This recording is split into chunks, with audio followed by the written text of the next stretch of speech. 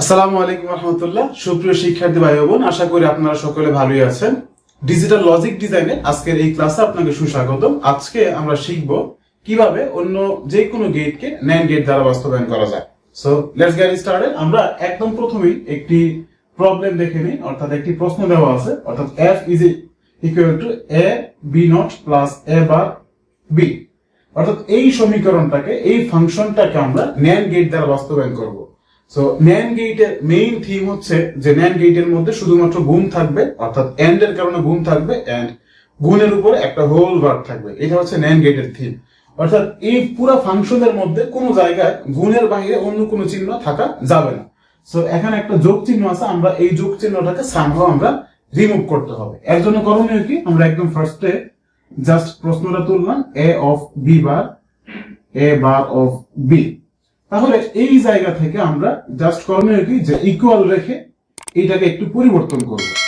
পরিবর্তন কি হবে, উপরে জাস্ট দুইটা বার দিব। তাহলে প্রশ্ন হচ্ছে দুইটা বার কেন, একটা বার না কেন? এর মেইন রিজন হচ্ছে যদি আমি একটা বার দিতাম তাহলে ওর ভ্যালুটা ইকুয়াল থাকতো না, সমান থাকতো না। শুধুমাত্র সমান রাখার জন্য আমি জাস্ট দুইটা বার দিলাম, যেন বারে বারে কাটাকাটি করলে ঠিক আগের অবস্থাতে সে ফেরত যেতে পারে। সো এই জায়গা থেকে আমার মেইন টার্গেট হচ্ছে শুধুমাত্র যোগটাকে পরিবর্তন করা। আমরা ইতিমধ্যে ডি মর্গানের থিওরি থেকে জানি যে হচ্ছে যে এই ভার বানানোর সময় যোগ গুণ হয়ে যায়, গুণ যোগ হয়ে যায়। তাহলে মাঝখানে যেহেতু অলরেডি গুণ অবস্থায় আছে, যা NAND এর একটা বৈশিষ্ট্য, সো এখানে আমাদের বার ভাঙানোর প্রয়োজন নাই। আমাদের শুধুমাত্র গুণ করা দরকার যোগের জায়গায়, অর্থাৎ যোগের জায়গায় আমরা বারটাকে পরিবর্তন করব। এই কারণে আমরা নিচের বারটাকে জাস্ট একটু চেঞ্জ করে দিব আর কি। সো নিচের বারটাকে একটু ভাঙি, তাহলে a b বার তো ছিল, আর এই বারটাকে জাস্ট এতটুকু ভাঙলাম, দেন যোগের জায়গায় ভাঙার কারণে যোগটা গুণ হয়ে গেল, then a bar b whole bar. তাহলে আমরা নিচের বারটাকে মোটামুটি ভাঙার শেষ। এখন হচ্ছে আমাদের হোল বার। তাহলে খেয়াল করুন তো, পুরো কোশ্চেনে কোনো ধরনের যোগ চিহ্ন আছে না, পুরো কোশ্চেনে কোনো ধরনের যোগ চিহ্ন নাই। তাহলে এই প্রবলেমটার মধ্যে খেয়াল করুন, এই প্রত্যেকটা বিষয় আমাদের এন্ডে চলে আসছে, অর্থাৎ গুণ ফর্মেটে আছে। আর গুণের উপরে যদি হোল বার থাকে তাহলে এটা হচ্ছে নট হয়ে যায়, অর্থাৎ NAND হয়ে যায়। তাহলে এই গেটটা বর্তমানে আমাদের NAND ফরম্যাটে ইতিমধ্যে বাস্তবায়ন হয়ে গিয়েছে। এখন এইটাকে আমরা হচ্ছে লজিক গেট দ্বারা আঁকতে হবে। সো লজিক গেটের জন্য আমাদের করণীয় যেটা, যে আমরা একটা জাস্ট ভেরিয়েবল গুলি থেকে শুধুমাত্র গেট গুলি টানবো। অর্থাৎ এখানে ভেরিয়েবল আমাদের আছে দুইটা, a এবং b। এই a নিলাম, দেন হচ্ছে আমাদের b। আচ্ছা, তো আমরা তো আগের বার করছিলাম যে হচ্ছে বি নট থাকলে এই জায়গা থেকে বি নট বের করব, তারপর এ নট থাকলে এ নট বের করব, কিন্তু এই ক্ষেত্রে আমরা এই কাজটা করব না। কেন করব না, তার মেইন রিজন হচ্ছে এখানে শুধুমাত্র NAND গেট দ্বারা বাস্তবায়ন করতে হবে। আর NAND গেট দ্বারা বাস্তবায়ন করতে গেলে কোনো প্রকারের এই নট গেট আসা যাবে না। তাহলে করণীয় কি, তাহলে করণীয় সিম্পল, যে প্রত্যেকটা নট গেটকে আমরা NAND গেট দ্বারা বাস্তবায়ন করব। আমরা একদম বাম দিক থেকে শুরু করি, এই হচ্ছে a এবং b নট।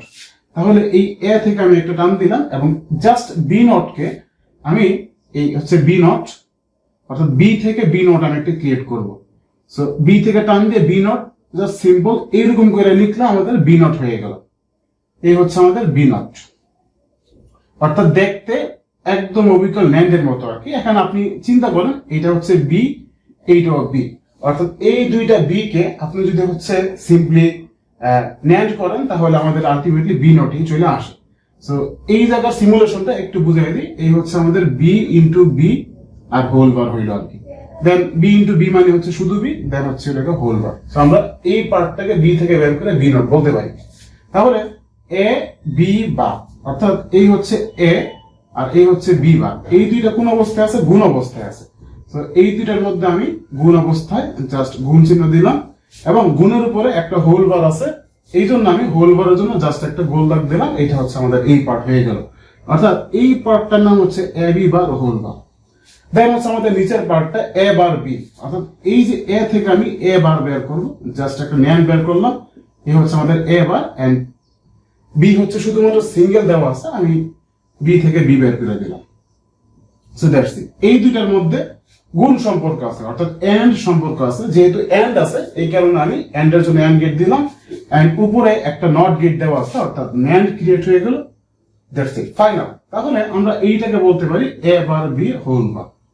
এখন এই দুইটা পার্টের মধ্যে যার সম্পর্ক হচ্ছে কি আবারও এন্ড, অর্থাৎ এই গেটটার মাঝখানে জাস্ট এন্ড গেট ক্রিয়েট হলো এন্ড, এবং এই এন্ডের উপরে আবার একটা নট আছে অর্থাৎ ন্যান্ড। সো ফাইনালি আমরা এই গেটটাকে ন্যান্ড গেট দ্বারা লজিক গেটে রূপান্তর করতে পারলাম। সো দ্যাটস ইট, এই পর্যন্তই। সো আমরা যেই কোনো গেটকে ন্যান্ড গেট দ্বারা ঠিক একই পদ্ধতিতে আমরা পরিবর্তন করতে পারি বা বাস্তবায়ন করতে পারি।